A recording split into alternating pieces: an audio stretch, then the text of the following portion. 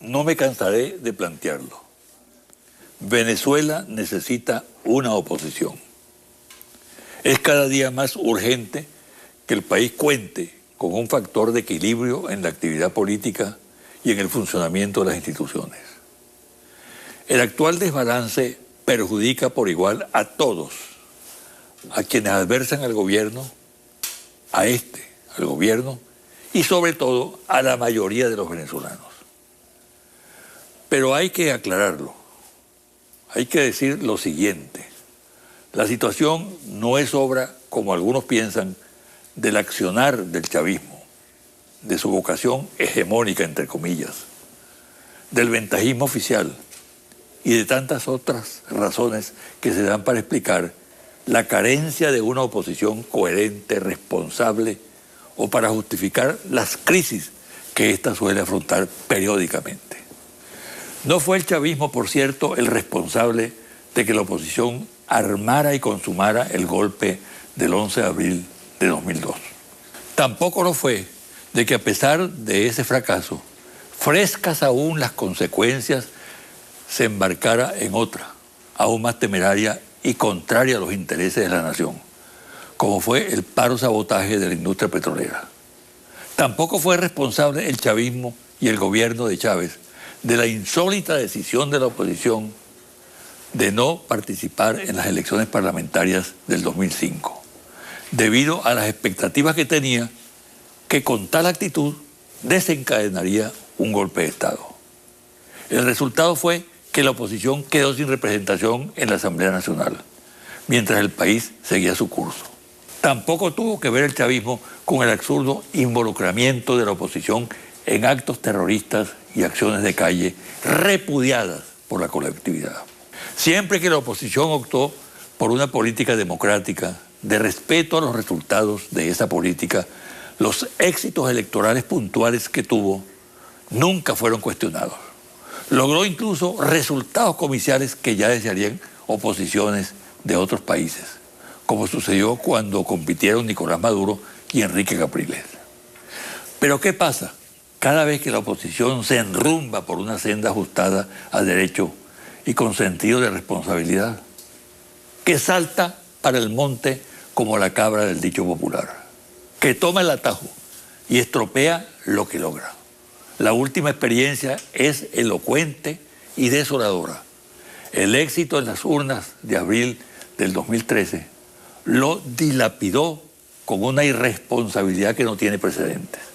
En vez de asumir la importante votación para profundizar el trabajo popular y volcarse en la calle en función de los problemas reales de los venezolanos, escogió otra vez la aventura. Apeló a la violencia en vez de perseverar en la actividad cívica y acumular fuerza, y metió al país en una confrontación cruenta que terminó por aislarla y por decretar su división. Insisto, Venezuela necesita con urgencia una oposición de verdad, y hay que facilitar que ésta surja. No se trata de crear una oposición tutelada, manipulable, ni nada por el estilo. Eso equivaldría a un engaño. El reclamo es por una oposición seria, recia, pero confiable, que por lo demás tiene que provenir de la voluntad del pueblo opositor. ¿Hay posibilidad de alcanzar ese logro? Espero que sí.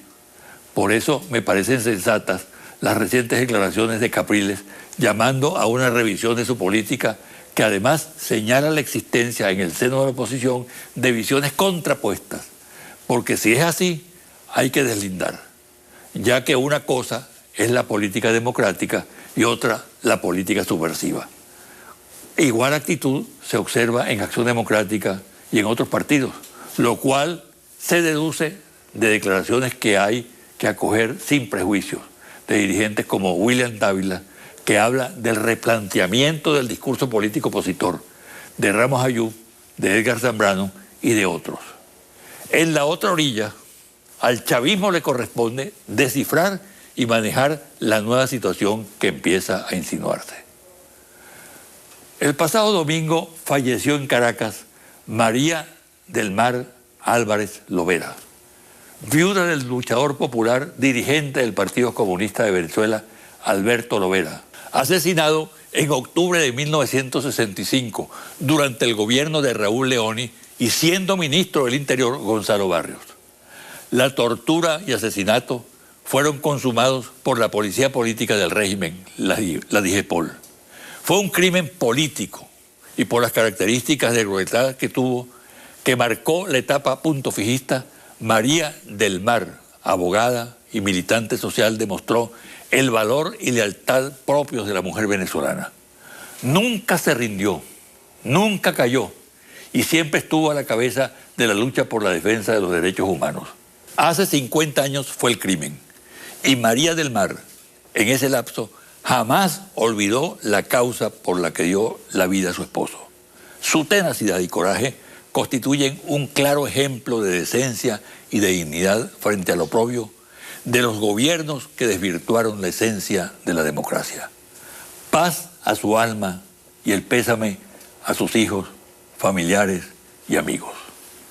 Una pausa y al regresar converso con Andrés Eloy Méndez, Superintendente Nacional para la Defensa de los Derechos Socioeconómicos.